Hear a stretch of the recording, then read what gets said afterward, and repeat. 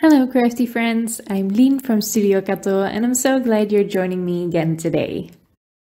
I was going to have to miss Casual Friday again this week and I already missed it last week I think, so I figured I'd post a day early with a clean and simple card.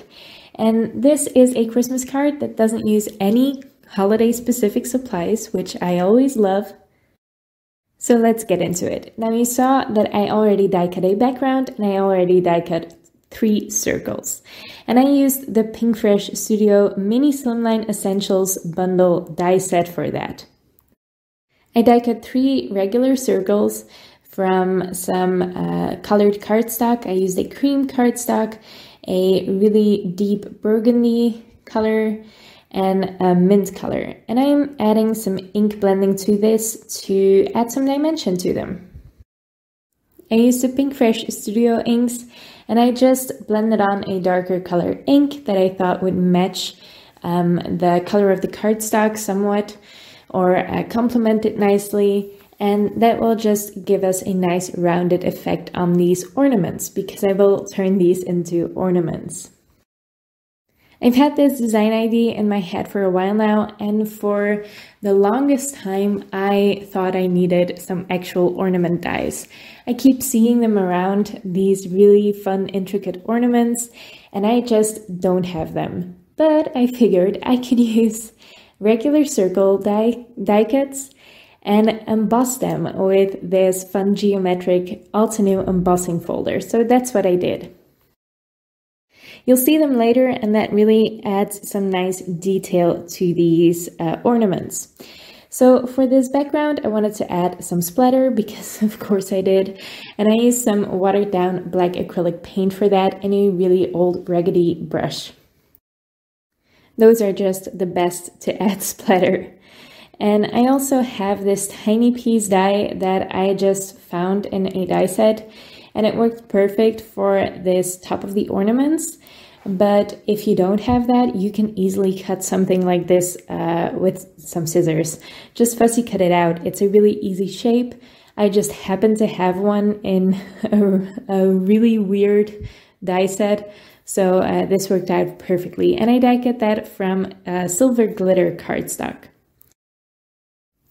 Now I'll also pierce some holes into these so I can thread some thread through them and add a string to these ornaments. However, adding the string to these and adding the tiny little bows to these was super fiddly and I couldn't get it done on camera. The camera was in my face and I just couldn't see the string that I was tying. It was a mess. So I can't show you that on screen. I'm sorry. It was a little fiddly, but it was worth it in the end. Now I added 2 layers of foam tape to the back of my panel, and I did that to add a bunch of dimension to it so it would stand out nicely from my card base, because it is a white panel on a white card base and dimension always helps with that. And I didn't mount it on my card yet. But I am already adding these ornaments because that way I can wrap the string around the top of it, around the top of the card panel, and that will adhere nicely to that foam tape. I even put some extra double-sided adhesive over the string to make sure it's kept in place. I do that for all the ornaments. I mount them onto some foam tape and then wrap the string around the top of the panel, and then I can mount the panel on top of my card base. To add to this splatter, I'm using my favorite thing as of late, which is adding a splatter of gems. These are really tiny nail art gems, and I think they look perfectly in a splattered background because they just look like regular old splatter when you look at them head on, but when you tilt the card in the light a little bit, they shine like nothing else, and it's just so fun. I really like that effect. So I've been doing it a lot lately, and I can't imagine I'll stop doing it anytime soon. So you'll see me doing that a lot. And for the matching envelope, I'm using that same cream colored cardstock. And I'm folding an A2 sized envelope with my We Are Memory Keepers 123 punch board, adhering that together with the Barely Art Precision Craft Glue. Now I die cut that same circle out of just a scrap piece of glossy cardstock, and I'm taping that onto my envelope as a stencil. I am just doing the same blending, but through a stencil, so I'm not adding any bulk to my envelope. I'm using that same Coral Reef ink that I used for the cream colored ornament on my card, and I'm just blending that on with a blending brush.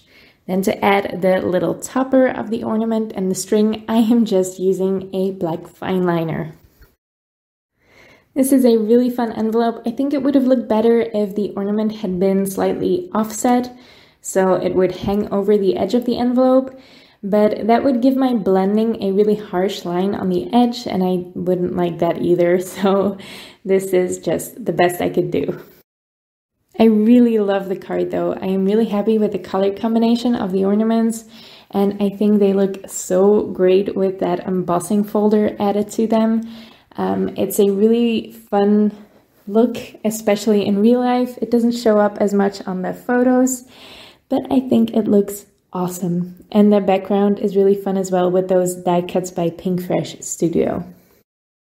I hope you like it too. I hope this inspires you to create some Christmas card with some non-Christmassy products, because you know we all like to buy a bunch of Christmas products and then not use them for the better part of a year. So I think this is a good option for Christmas cards. If you like the card and the video, please give it a thumbs up and leave your thoughts in the comments below. I would love to read them. You can also subscribe to my channel if you want to see more of my videos. And of course, I want to thank you so much for watching, and I hope I will see you next time.